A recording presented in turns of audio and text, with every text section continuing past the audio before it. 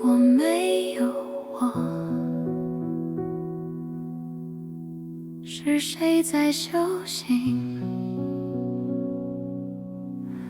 如果没有发福，到底说了什么？我学会放下，却又抓紧，是不是连答案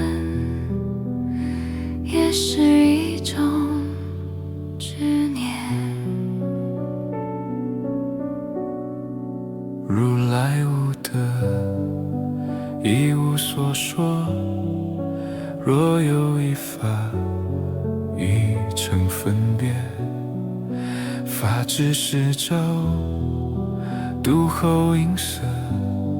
你背着答案，反而更重了。如果一切皆不可得，那努力还有没有意义？不出于德，不出于事，行而不止，只会放弃。不有一法可得可守，不有一我可离可留。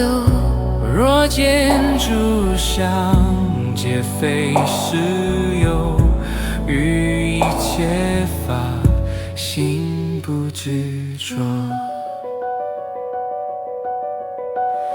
我放下角色，却想成为情景。我舍离自我，却想证明已经觉醒。